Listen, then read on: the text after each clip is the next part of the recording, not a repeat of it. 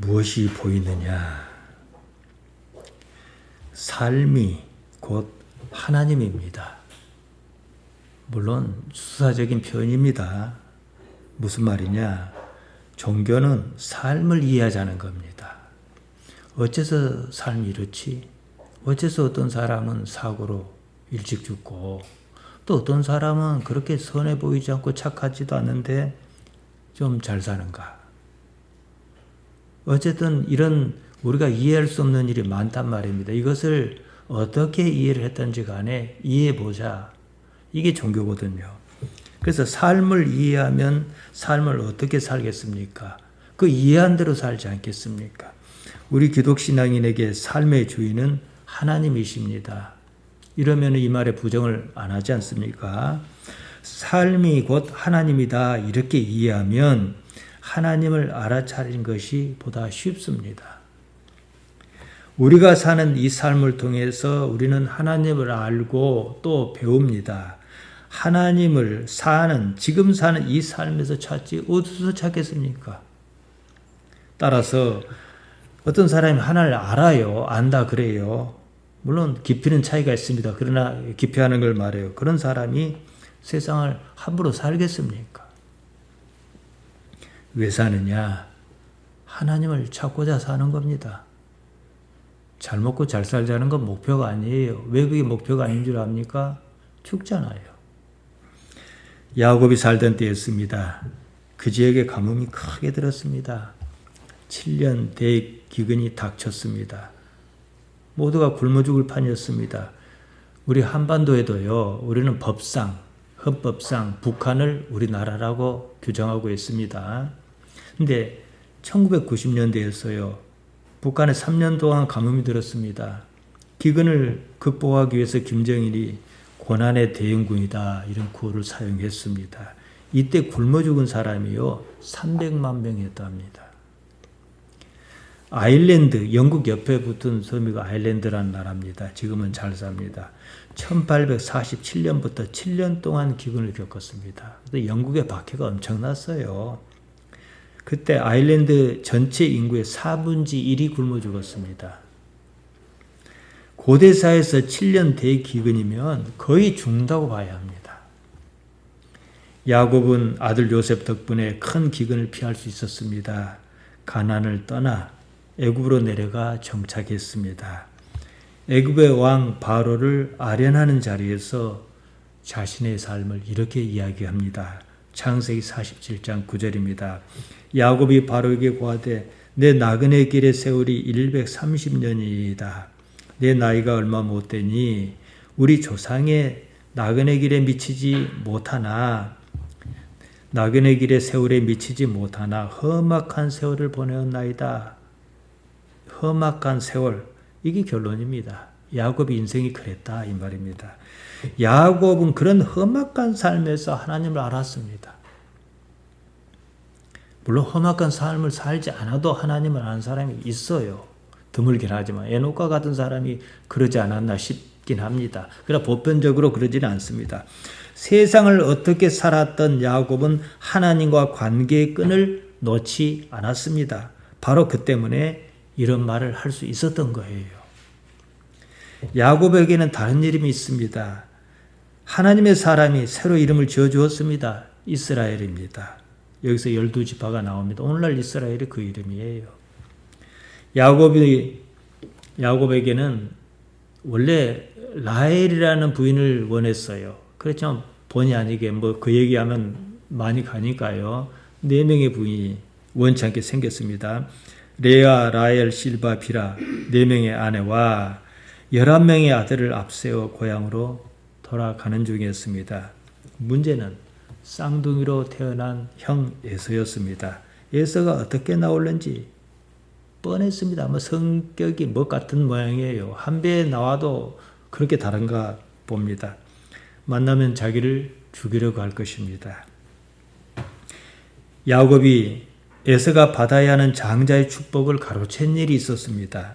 나이가 들어 앞이 잘 보이지 않는 아버지 이삭을 속이고 자기가 에서인 것처럼 장자인 것처럼 장자의 축복을 가로챘습니다. 에서 입장에서 볼 때 장자의 명분을 도둑맞은 거잖아요. 뭐 다른 이유도 뭐 복합적인 이유가 있겠지만 좌우지간 그 때문에 야곱을 죽이려고 그랬습니다.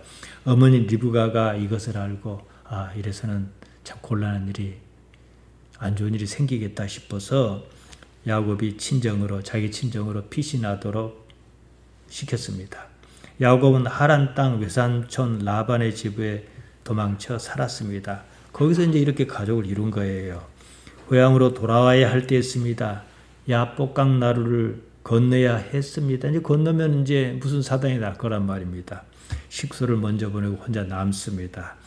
야곱은 그때 어떤 사람을 만났는데 날이 새도록 씨름했다 그럽니다. 그 사람을 놓아주지 않았습니다. 죽기 살기로 붙들었습니다. 자기를 축복하기 전에 놓지 않겠다 이랬습니다. 그 사람이 야곱을 이기지 못할 것 같으니까 그냥 걷어차가지고 환도뼈가 그냥 위골 부러진 거지요. 어긋나고 말았습니다. 그 이후로 야곱이 다리를 저르며 평생 살았습니다. 그런 사이에 날이 새었어요. 야곱은 여전히 그 사람을 붙들고 놓아주지 않습니다. 창세기 32장 26절에 일이 나옵니다. 그 사람이 가로되 날이 세려하니 나로 가게 하라. 야곱이 가로되 당신이 내게 축복하지 아니하면 가게 하지 아니하겠나이다. 이렇게 얘기하는 거예요. 자, 이 사건을 가지고 뭐 야곱이 기도했다, 어쨌다, 막 별소리를 한다, 다 상상력이고요. 이 사건이 실제 사건이라고 생각하는 사람은 없어요. 그러지 않습니까? 뭐 야곱의 환상일 수도 있겠고, 아무튼 그렇습니다. 하지만요, 결과는 분명했습니다. 뭡니까? 다리를 내가 절고 있다는 거예요. 환도뼈가 분질러져 가지고요.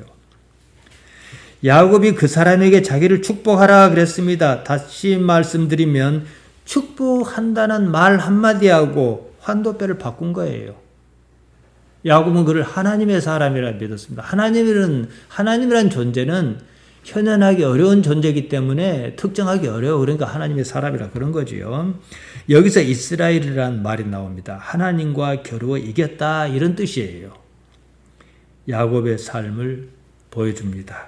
축복하다는 말 히브리 말로 바라크입니다. 축복하다는 뜻 외에 복을 주다, 무릎을 꿇다 이런 뜻입니다. 그 시대에 얼마나 지금도 그렇지만은 지금도 알 수 없는 일이 많이 일어나지 않습니까? 엊그제 배사고도 그렇지만 말이에요. 뭐 배사고 날 줄 알면 누가 거기 가겠습니까? 고대 사회는 오죽 했겠습니까? 알 수 없는 일이 많은 그 시대에 복을 받기 바란다는 것은 이 우주를 지배하고 섭리하시는 그분께 무릎을 꿇겠다 이 얘기예요. 하나님을 인정한다 이 뜻입니다. 야곱은 에서가 받아야 할 축복, 장자의 축복을 가로챘습니다. 그 당시로 본다면 그 일로 얻은 것이 아무것도 없어요. 그게 왜 그렇게 중요하냐. 이들의 문화적 관습이기도 하겠지만 제가 조금 전에 말씀드린 대로 일단은 받아놓고 봐야 하는 거예요. 장자니까 하늘로 얻던 축복이 어떻게 나타나는지 몰라도 받아놓고 봐야 하는 거예요. 사는 것이 불확실한 시대였습니다.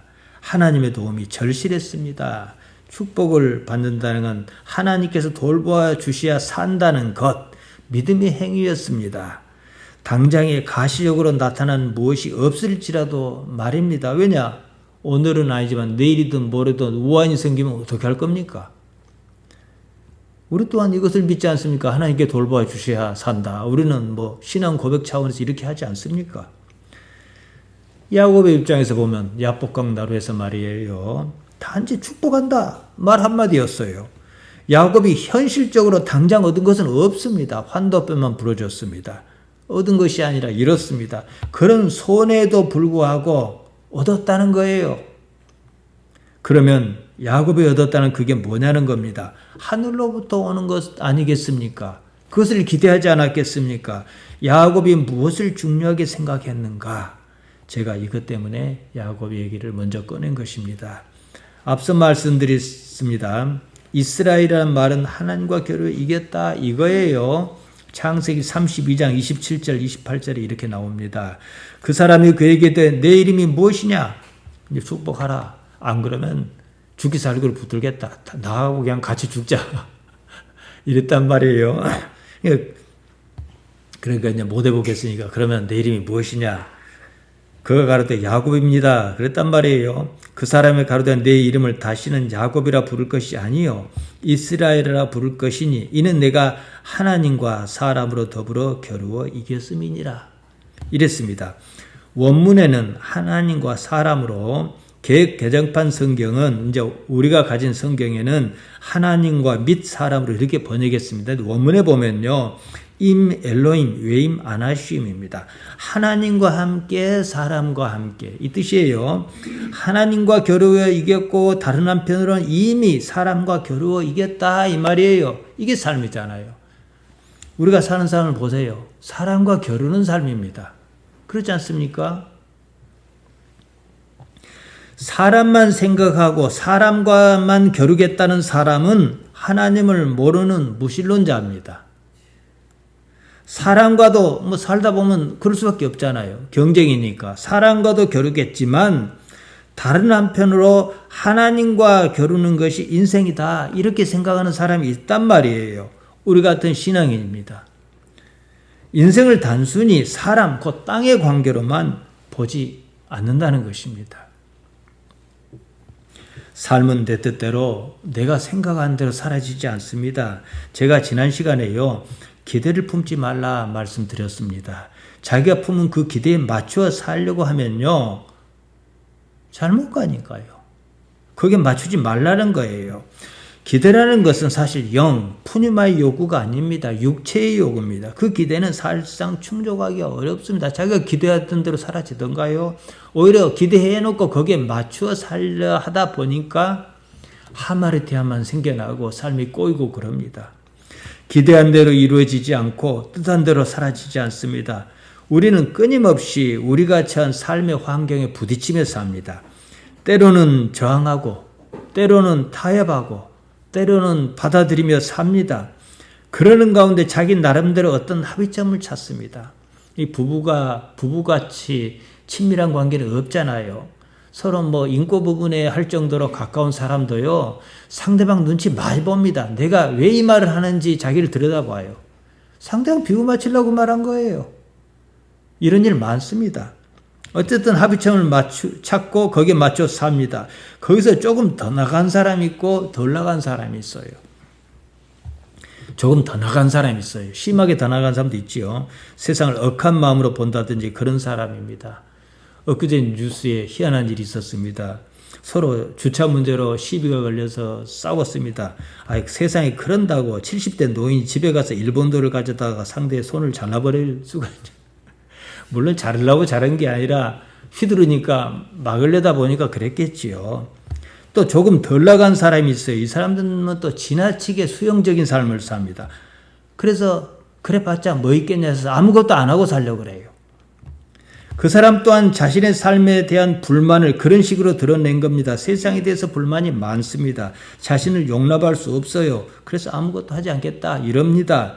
여전히 그조차도 자기가 옳다 이 뜻이에요. 옳으니까 내가 옳다고 믿으니까 그런 판단하고 그런 생각을 하고 그런 행동을 하는 거 아니겠습니까?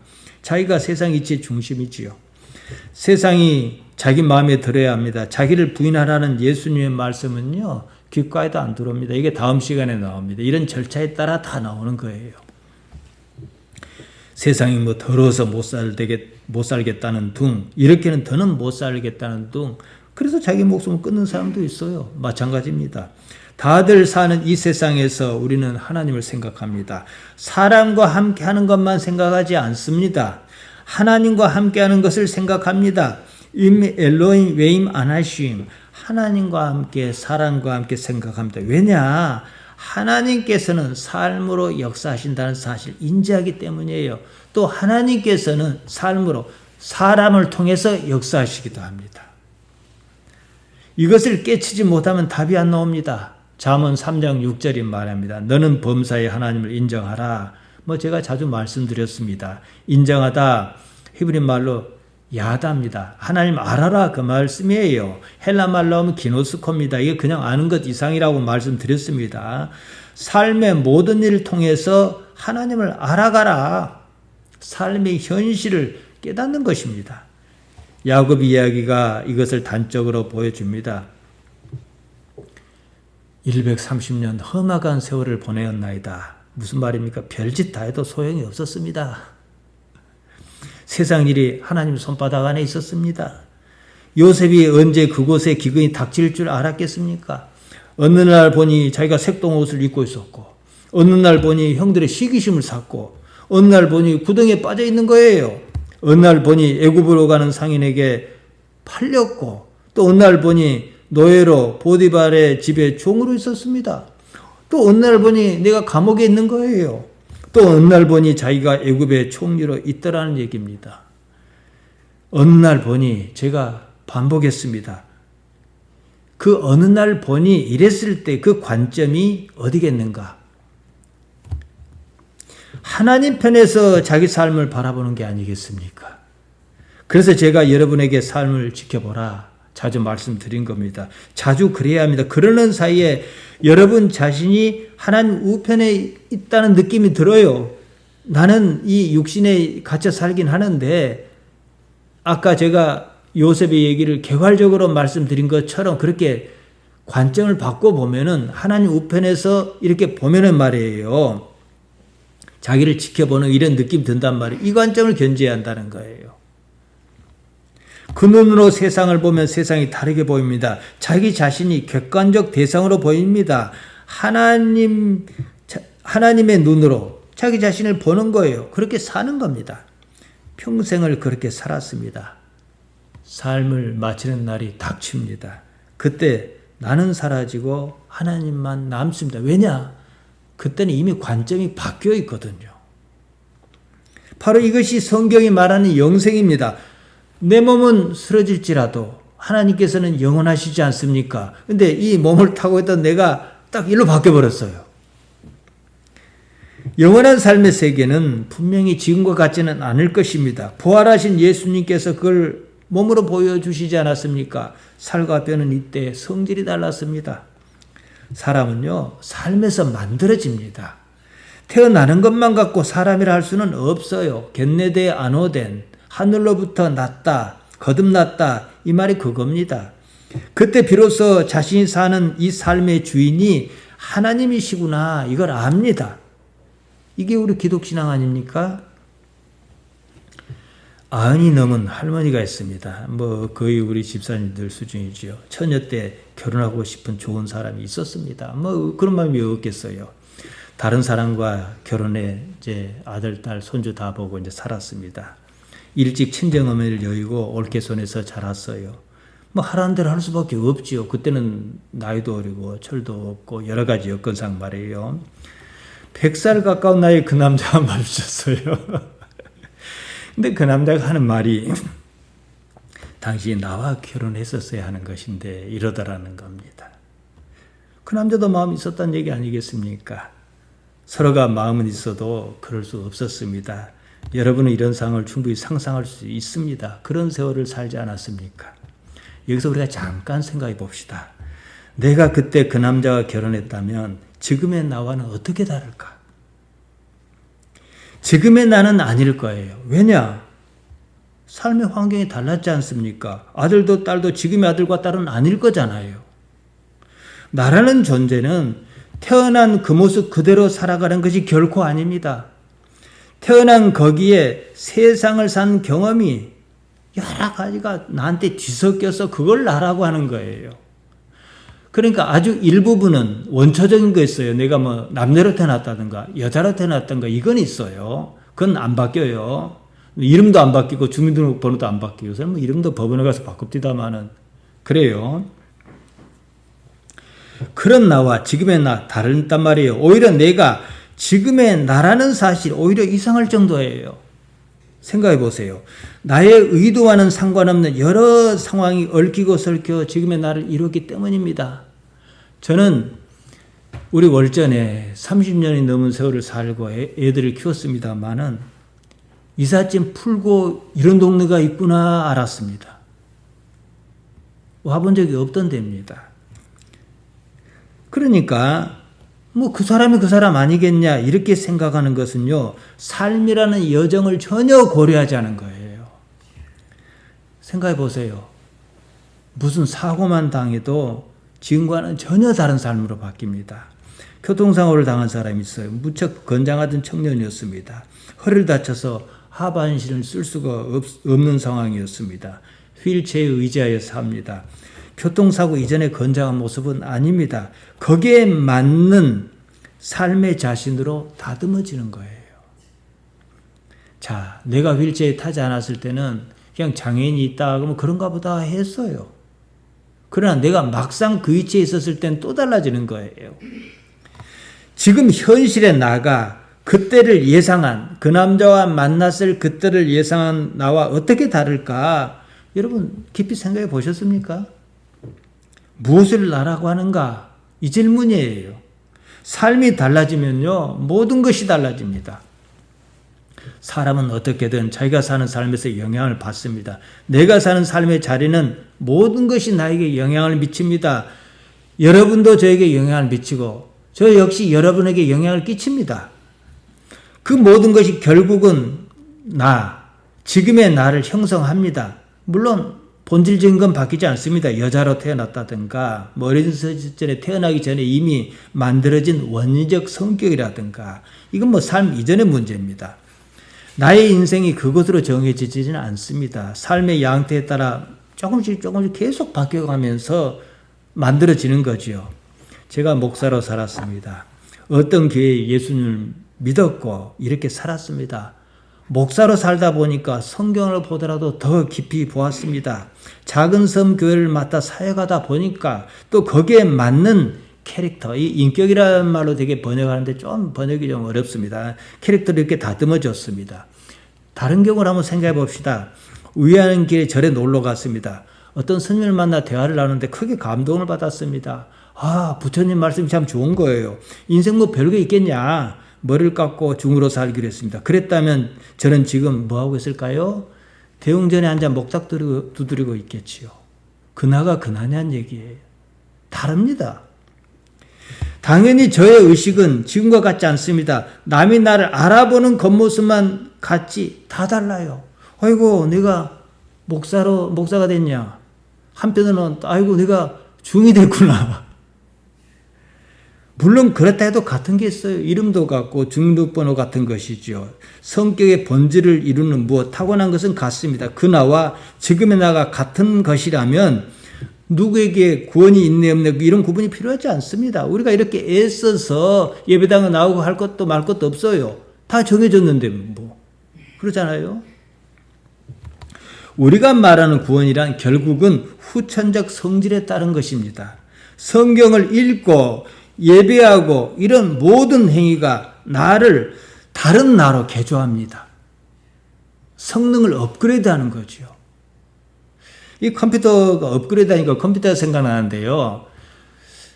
아들한테 컴퓨터 똑같은 걸 사줬어요. 하나 사주고 딸한테도 컴퓨터를 똑같은 걸 사줬어요. 한참 쓰다 보면 전혀 다른 컴퓨터가 돼 있어요. 그 안에 담긴 게 다 달라요. 똑같은데 말이죠. 이것과 같은 거예요. 세상을 그래서 허투루 우리는 살 수 없습니다. 내가 태어날 때부터 예수님을 알고 믿었냐? 아니잖아요.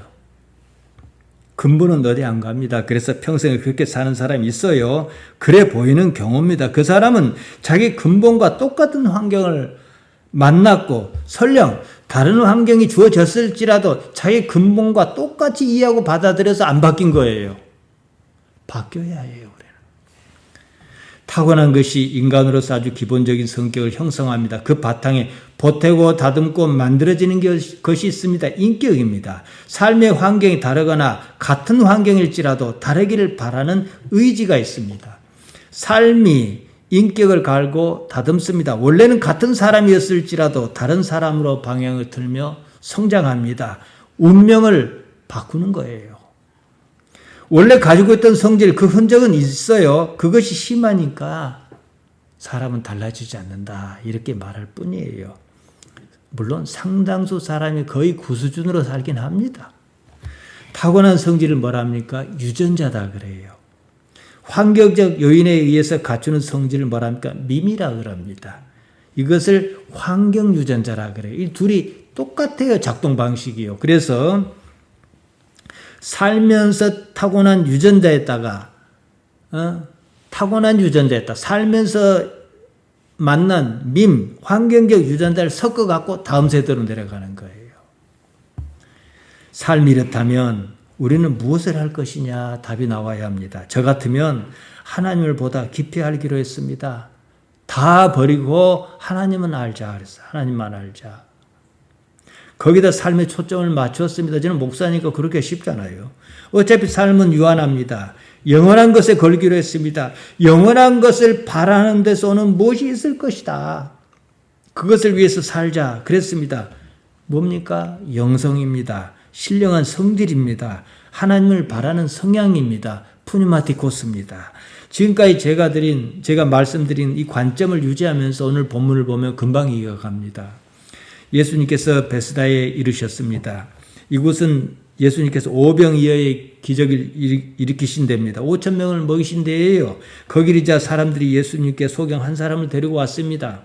그리고는 예수님께서 만져주시기를 구했습니다.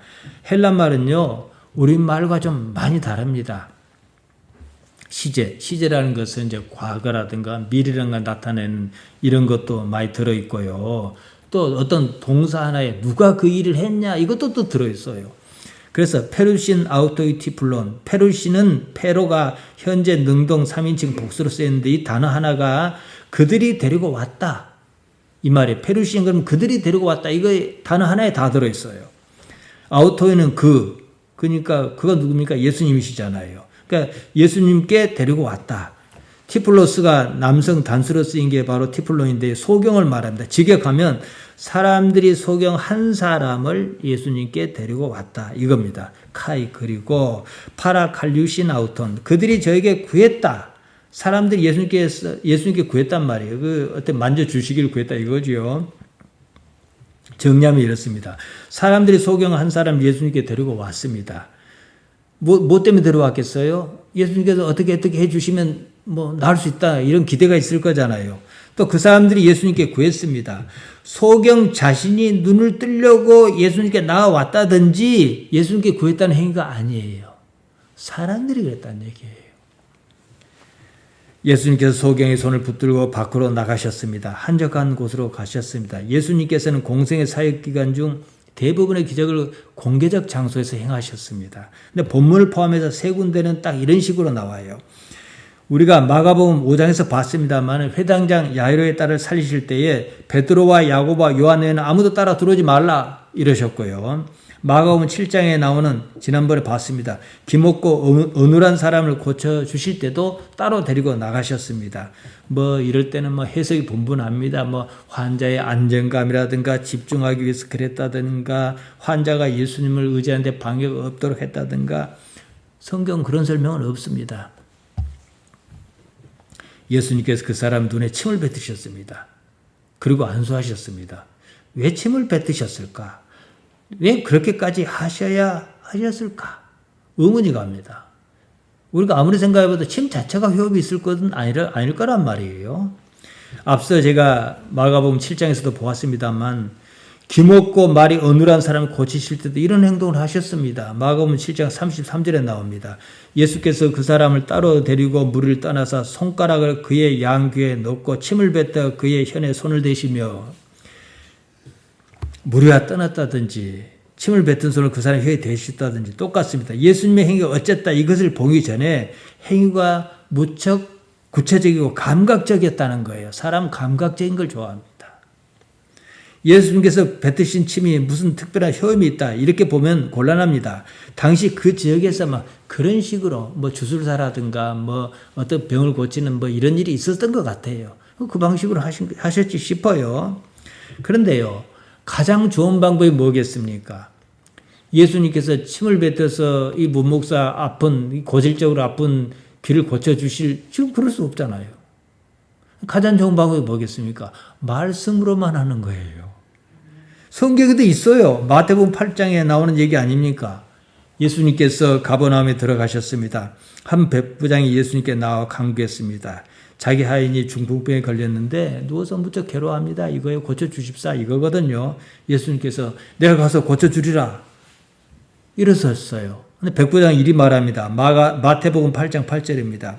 주여 내 집에 들어오심을 나는 감당치 못하겠사오니 다만 말씀으로만 하옵소서. 그러면 내 아이 낫겠사옵나이다. 상대가 그럴만하니까 그러신 거예요. 그리고 예수님께서 그 사람의 믿음을 매우 칭찬하셨습니다. 그러지 않습니까? 아이가 초등학교, 중학교, 고등학교, 대학교 이렇게 막 성장을 하는데 그때마다 이해 수준이 달라요. 말의 수준이 다릅니다. 행위도 달라요. 생각해 보세요. 이제 아이가 태어나면 딸랑이로 딸랑딸랑 하지 한 80살 먹은 노인 앞에 딸랑딸랑 하면 그 노인이 미쳤든지 딸랑딸랑 하는 사람이 미쳤든지 그럴 것 아니겠습니까?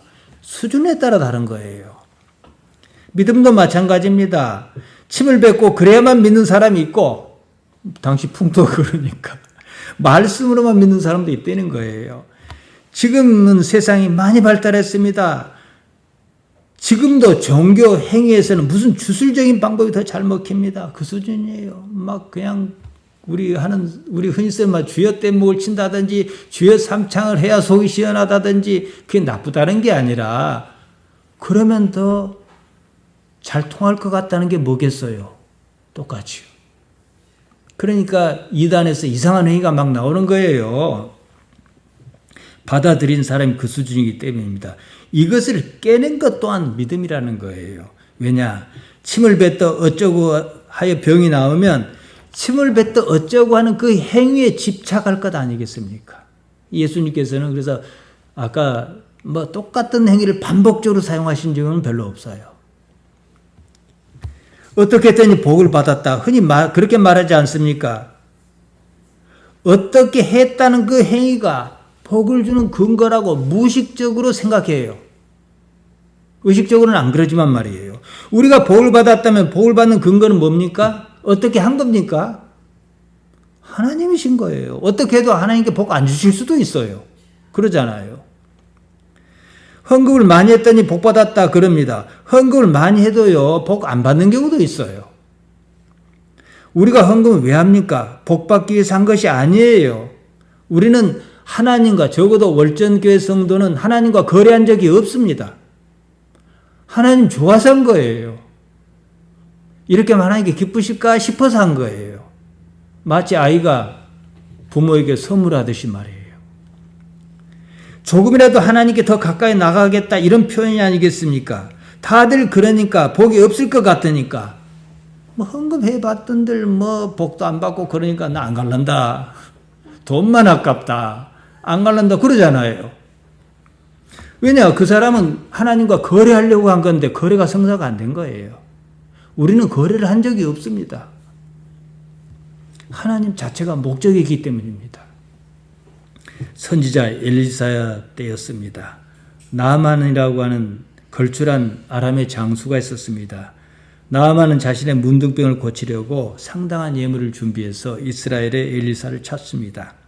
나아만이 말과 병거를 거느리고 엘리사의 집 문 앞에서 기다리며 사람을 보냈습니다.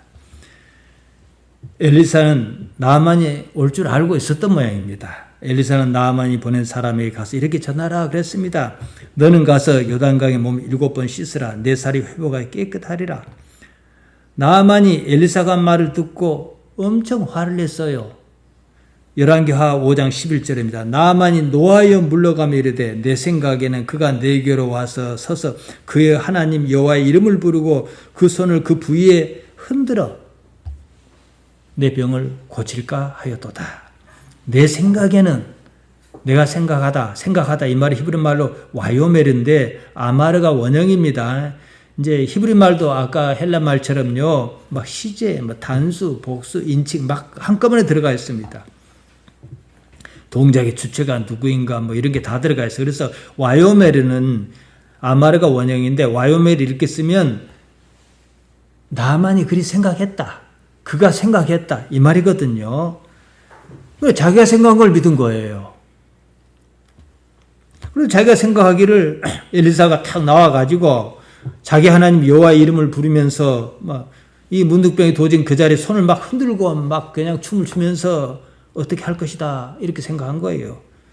엘리사가 자기 생각과 다르게 나오니까 그냥 요단강 가서 몸을 7번 붕당 7번 담그라 그랬더니 그럼 나을 것이다 그러니까 막 화를 낸 거예요. 병이 낫는 게 목적이지 행위가 목적은 아니잖아요. 되게 여기에 속습니다. 기도도 그냥 하면 그 효험을 믿지 않아요. 어떤 특정한 동작을 해야 그나마 믿으려고 합니다. 이런 것은 주술적 신앙에서나 통한 거예요. 그만큼 성숙하지 못했다는 뜻입니다. 아무튼 예수님께서는 그 시대에 통하는 그런 방식으로 소경을 고쳐주셨습니다. 백부장은 백부장에 맞게, 그 사람은 그 사람에게 맞게 이렇게요. 그 사람에게 이제 물었더니 소경이 이렇게 대답하는 게 무엇이 보이냐 이랬더니 대답하는 거예요. 24절입니다. 쳐다보며 이르되 사람이 보이나이다. 나무 같은 것이 걸어가는 것을 보나이다. 나무 같은 것이 보인다 그랬습니다. 자, 우리가 사람이 걸어간다 그러면 우리는 그런 표현 안 씁니다. 왜냐? 다른 경험이 많으니까요. 또 한편으로는요, 이 사람을 알아봤다, 나무를 알아봤다, 이것을 봤을 때는 태어났을 때 소경은 아니었다, 이 뜻이에요. 나무 같은 것이 걸어가는 것이 보인다. 사람과 남의 공통점이 그 사람에게는 뭡니까? 꺾고 있었다는 거예요. 이렇게 비교하는 경우는 참 드뭅니다. 나무는 다만 한 자리에 있고 사람은 걸어 다닙니다. 이야기는 단순해요. 그냥 보이는 대로 봤다 이 말입니다. 거기에 어떠한 사실 왜곡도 없습니다. 그냥 사람이 보인 거예요. 그가 어떤 사람이냐? 가진 것이 있어 보이냐? 없어 보이냐? 이런 것이 없습니다. 이에 그의 눈에 예수님께 다시 안수하셨다 그럽니다. 마치 의사가 환자 상태를 봐가면서 처치하는 것과 같습니다. 그 사람이 주목하여 보더니 나와서 모든 것을 밝혀보았다 그럽니다. 주목하여 보다. 디아블레포입니다. 디아블레포. 블레포란 말은 원래 본다란 말이에요. 디아는 전치사로서 무엇을 통하다 이 뜻이거든요. 본다는 말은 호라호란 말도 있긴 있어요. 근데 블레포는 보는 눈의 기능을 보다 강조한 말입니다. 제대로 보는 거죠. 따라서 디아블레포는 주목해서 관찰해서 보듯 이렇게 보는 거예요. 카이. 그랬더니 밝혀봤다. 카이 에네블레펜 탈라우고스 하판타. 이에 모든 것을 밝혀보았다. 밝히 텔라우고스입니다. 멀리 비춘다는 뜻에서 유래했습니다. 본다는 말이 또 나오는데 이건 또 엠블레포다. 이렇게 썼어요. 안에, 위에 이런 뜻인 n을 붙여서 블레포 합쳤습니다. 깊이 본 거죠. 굳이 블레포란 말이 있는데 엠블레포를 마가가 선택한 이유가 무엇인가? 다른 사람은 겉보기로 보는 반면 이 사람은 깊이 봤다는 거예요. 근데 앞서 제가 설명해 드린 것과 이게 섞어서 보면 어떻게 보입니까? 내 감정으로 보지 않았다는 거예요. 그러니까 오히려 깊이 볼 수 있었다는 거죠. 따라서 에네블레폰 탈라우고스 하판타 모든 것을 밝히 보았다. 이 말은 보아야 하는 것을 봤다. 사실을 봤다. 보는데 자기 관념을 개입시키지 않았다. 이 뜻이에요. 앞서도 봤습니다. 그 사람은 사람을 인식하면서 나무 같은 것이 걸어가는 것을 보나이다 이랬습니다. 나무와 사람을 그냥 단순히 비교했습니다. 다른 이유는 없어요. 자기 감정이라든지 자기 관념이라든지 이런 것은 전혀 개입시키지 않았습니다. 보아야 하는 것은 단순합니다. 예수님으로 눈을 뜬 사람은 단순히 봤다는 거죠. 자기 생각이나 감정, 어떠한 이해관계도 섞이지 않았습니다. 바로 이것이 모든 것을 밝히 봤다. 이렇게 표현한 마가의 의도입니다. 예수님께서는요, 요한복음 14장 6절에서 이렇게 말씀하셨습니다. 나는 길이요 진리요 생명이다. 에고 에이미 호도스, 에고 에이미 해 알레데이아, 에고 에이미 해 조에. 이게 뭡니까? 이 조에는 이제 생명이라 번역했는데 삶입니다. 그리고 나는 진리다. 알레데이아, 사실입니다. 이게 무슨 말씀입니까? 호도스는 방법이거든요.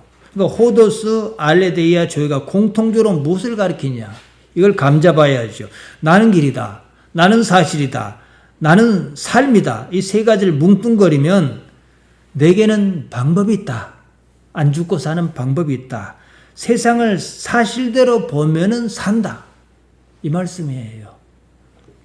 이 사람은 이제 눈을 뜨고 그러지 않았습니까? 소경을 눈을 떴어요. 세상을 있는 그대로 사실대로 보았습니다. 자기 생각이 개입하지 않았습니다. 생각 대부분은요, 욕망을 그대로 투영합니다. 믿고 싶은 것을 믿듯이 그렇습니다. 웬만한 경우가 아니면 욕망이 개입하지 않은 생각은 없습니다. 욕망은 기대와 상상력으로 버무려 있습니다. 사람이 이것을 근거로 세상을 산다는 거예요. 그것을 넘어서라는 것이 예수님의 복음입니다. 사실 간단해요. 있는 그대로 보고 지금 여기 있으면 그만인 거예요. 예수님께서 소경에 어떤 사람을 집으로 보내시면서 말씀하셨습니다. 마을에는 들어가지 말라. 마을이 어디라고요? 벳세다. 오병이어의 기적을 일으키셨던 곳. 23절에 보면요. 그 사람을 고쳐주시기 전에 마을 밖으로 데리고 나가셨습니다. 어째서 그러셨을까? 이 점을 이해해야지요. 베드로와 안드레 빌립의 고향이기도 합니다. 베드다 사람 오병이어의 기적을 경험했습니다. 이 요한복음 6장에는 이 부분이 아주 자세하게 나옵니다. 그들은 예수님께 무엇을 원했습니까? 기적을 원했습니다. 자기 능력으로 이룰 수 없는 것을 예수님으로 하여 얻고자 했습니다. 하늘나라 영원한 세계를 가리키는 표적을 구하지 않았습니다. 예수님께서 어떻게 영원한 삶을 인도하시는가 그런 셈의 영, 그 표적을 찾은 것이 아니었습니다. 땅의 욕망, 테라스 기적을 찾았습니다. 오병이어의 기적을 경험한 사람들이 어떻게 했습니까? 예수님을 억지로 임금으로 삼으려고 했습니다. 이 상황이 요한복음 6장 15절에 나옵니다. 그러므로 예수께서 그들이 와서 자기를 억지로 붙들어 임금으로 삼으려는 줄 아시고 다시 혼자 산으로 떠나시니라. 생각이 안 맞았다. 이 말씀 아니겠습니까? 억지로, 이 말은 원문의 멜로입니다. 3인칭 복수형으로 쓰였습니다. 그들이죠. 멜로신. 그들이 뭐뭐 하려고 작정했다는 거예요. 뭐 어떻게 작정해요? 예수님을 자기들의 왕 바실루스로 삼으려고 멜로 작정했다 이 뜻이거든요. 자, 여기서 유대인의 왕 개념을 이해해야 합니다. 유대인의 왕 개념은 메시아입니다. 기름 부음 받은 자예요. 크리스토스입니다. 우리나라 말로 하면 구세주예요. 우리는 구세주 하면은 왕으로 생각 안 하는 게 아니라 영원한 세계와 결부지어 생각하지 않습니까? 이들에게는 그런 개념이 없었습니다. 예수님께서 그것을 거부하셨습니다. 그들이 생각한 메시아, 구세주는 우리와 다르지요. 이스라엘이라는 나라의 왕을 뜻합니다. 그들에게는 하늘나라 곧 영원한 세계에 대한 개념이 없었습니다. 예수님께서 이것을 거부하신 거예요. 그들은 예수님을 멜로우신, 억지로 뭐뭐할 왕으로 옹립할 작정이었습니다. 왕으로 받들어 모실 작정이었습니다. 그들의 생각이 얼마나 완고하였는지 예수님께서 도망치다시피 그곳을 떠나셨습니다. 벳세다 사람의 이런 성향을 예수님께서 알고 계셨어요. 그 때문에 소경이었던 사람에게 마을에는 들어가지 말라. 마을에 들어가면 어떻게 해요? 막 또 우르르 나와가지고 막 어떻게 하자 할 것 아니겠냐는 거예요. 이런 생각에 무너지지 않으면 우리 기독신앙은 아예 성립하지 않습니다. 예수님을 과연 올바르게 이해하고 있는가? 무엇 때문에 예수님을 믿는가? 근본부터 흔들리는 문제입니다. 예수님의 제자는 그 때문에 먼저 자기가 무너지는 경험을 해야 했습니다. 어디서 제대로 무너집니까? 예수님께서 십자가에 달려 엘리 라마 사박다니 이러시면서 다 죽어버리셨을 때 말이에요. 그들의 꿈은 산산조각이 났습니다. 다행히 삶 안에 부활하셨기에 망정이지. 우리 또한 마찬가지입니다. 자기 자신을 버리지 않으면 영원한 세계가 보이지 않습니다. 그 세계는 말로 설명할 수 없어요. 반복적인 무슨 경험이 쌓여야 그나마 대화가 가능합니다. 제가 지난 시간에 기대를 품지 말라 이런 말씀 드렸습니다. 기대란 나중 어찌할 것이란 상상력에 따른 겁니다. 사람의 욕망이 이 상상력과 결합해서 불행이라는 문제를 일으킨다는 사실입니다. 욕망 자체는 문제가 없어요. 삶의 동력입니다. 욕망이 없으면 살고 싶은 생각이 안 듭니다. 동물도 욕망이 있어요. 다만 동물에게는 상상력이 없어요. 그러니까 동물은 필요 이상의 욕망이 작동하지 않습니다. 인간은 달라요. 상상력이 있습니다. 상상력이 필요 이상의 것을 기대하게 하고 생각하게 합니다. 그 때문에 인간은 동물과 똑같은 방식으로 태어났음에도 신의 영역에 이를 만큼 눈부시게 발전했습니다. 태어나는 모습이 동물과 뭐가 다릅니까? 이렇게 말하면 좀 안 좋게 생각할 사람이 있는데 사실 그렇거든요. 그 대신 불행을 안고 삽니다. 기대감이 과도하게 욕망을 부추깁니다. 우리가 불행하다고 느끼는 감정이 뭡니까? 품었던 욕망이 좌절을 당했거나 좌절당할 것 같으니까 그런 거예요. 쉽게 말씀드려서 마음대로 하고 싶은데 못할 것 같으니까 불행한 거예요. 그때 느끼는 감정입니다. 이것을 넘어서지 못하면 그저 사람처럼 생긴 동물로 살다가 죽고 말 것이다. 시편 82편 6절 7절에 그 말씀 나옵니다. 내가 말하길 너희는 다 신이며 신 엘로힘 하나님입니다. 내가 말하길 너희는 다 하나님이며 다 지존자의 아들이라 하였으나 너희는 범인같이 죽으며 방백에 하나같이 엎어지리로다. 지존자 엘론입니다. 즉히 높다는 뜻의 하나님의 다른 이름입니다. 하나님께서 우리를 당신과 동류로 창조하셔서 인생을 통해서 이렇게 학습시켜 이끌어 가시려 하는데 인간이 그걸 거부하고 나는 고양이처럼 개처럼 살겠습니다 하고 죽고 만다는 거예요. 그저 범인같이 그냥 사람같이, 사람 히브리 말로 아담입니다. 아담은 사람이라는 뜻이에요. 잘해야 방백 하나같이, 쌀의 하나같이 넘어지고 만다는 겁니다. 실제로 그렇지 않습니까? 누가 얼마나 하나님의 영역에 들고 싶어 합니까? 여러분이 무엇을 이 삶에서 사모해야 하겠습니까? 시편 42편에 나오듯이 사슴이 시냇물을 갈급하듯이 그래야 하지 않겠습니까? 하나님 아버지를 어떻게 갈구하는지 말이에요. 여러분에게는 하나님이 그처럼 간절합니까? 오늘은 이것을 우리 마음속에서 화두로 삼아야 할 것입니다. 인생은 다른 게 아니에요. 하나님께서 내게 무엇인가 이것을 찾고자 하는 것입니다. 하나님께서 아버지시면 우리를 결코 버리시지 않을 것이라는 사실에 여러분 주목하시기 바랍니다. 기도하십시다. 하나님 우리 아버지, 우리를 여기까지 이끌어 주셨습니다. 여기까지 이끌어 주신 하나님 아버지께서 영혼의 세계로 이끌어 주실 것을 우리가 아나이다. 이 삶에서 하나님의 자녀로 살기에 부족지 않도록 도와주옵소서. 예수님 이름으로 기도하옵나이다. 아멘.